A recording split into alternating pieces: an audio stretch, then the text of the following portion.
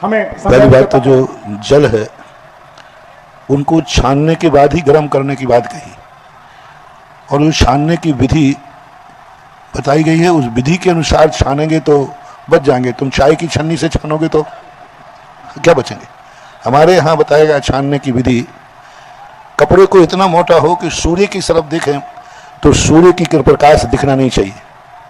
सूर्य की तरफ यदि अपन देखें कपड़ा लगा करके वो इतना मोटा हो कि प्रकाश हमें दिखना नहीं चाहिए। इतने मोटे कपड़े से जब हम जीवों को छानेंगे तो वो 36,450 जीव नियम से वो छन्ने में रुक जाएंगे। एक भी जीव नीचे नहीं जा सकता इस प्रकार का छानेंगे तो। और दूसरी बात, उनके लिए फिर बिलछानी की बात कही। हमारे यहाँ छानने का महत्व नहीं है, बिलछानी का महत्व है। बिलछानी का अर्थ होता है कि उस पानी को छानने के बाद थोड़ा सा पानी उस कपड़े में जो भरा हुआ है उसको उल्टा करो, पूरा पानी नीचे मत जाने दो। छानने की विधि का अर्थ पूरा पानी निकल जाएगा तो वो जो जीव है कपड़े में चिपक जाएंगे। उस कपड़े का जो भरा हुआ है, आपकी तमड़ी भर गई तो जो छन्ने में पानी अटका हुआ है उस पानी में उनको तैरने दो, और तैर करके उसको अपनी बाल्टी आदि में लाइए और बाल्टी को पुनः जा करके वहाँ नीचे भेजिए।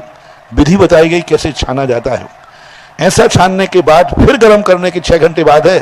बिना छना तुमने पानी गर्म कर लिया तो वो तो छूने लायक भी नहीं, उसमें 36,420 की डेड बॉडी पड़ी हुई है, लॉस है वो तो। फिर उसको यदि आपने गर्म कर लिया तो 24 घंटे वो तो अभक्त से छूने लायक ही नहीं।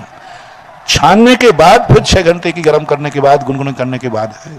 और छानने की जो विधि है वो बहुत धीमे धीमे पानी को छाना जाता है। मोटे कपड़े से धीरे धीरे पानी निकलता है और फिर उसको बड़ी सावधानी से भरा हुआ कपड़े की बिलछानी उठा करके बाल्टी में डालते हैं और उसको कुएं में जहाँ से पानी लाए वहाँ भेजते हैं।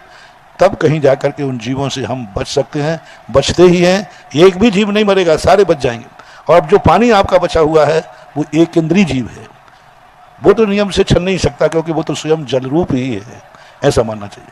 और मांसाहार का दोष 36,450 जीवों के मरने से आता है, क्योंकि मांस का दोष विकलता से लगता है। एक इंद्रिय जीव में मांस का दोष नहीं आता, उसमें मांस के संस्कार नहीं होते। 2 इंद्रिय से मांस के संस्कार होते हैं जो 36,450 में गर्भित है। महाराज जी, अगर हमने बिना छना पानी पी लिया तो हमारे पेट की गर्मी इतनी अधिक नहीं कि वो मर जाएंगे? मर जाते, मुख में ही मर जाएंगे। मुख खोलते पानी की फिर आपको इसके लिए खोल के बारे में कहा छानने के बाद है ना। छानने के बाद यदि गर्म किया है तो वो ठीक है, बिना छना गर्म कर दिया तो वो तो मांस है, उबला हुआ मांस है, वो तो छूने लायक भी नहीं है। छानने के बाद बिना छना पानी तपाने के लायक है ही नहीं, वो तो बहुत बड़ी हत्या है। बिना छना पानी यदि हमने गर्म किया है तो हमने तो वही, जैसे कि मांसाहारी मांस को उबाल रहा है, तुमने 36,450 जीवों को उबाल दिया, जिंदा उबाल दिया उनको। वो बहुत छानने के बाद उबालने की बात कही गई है, ऐसा मानना चाहिए।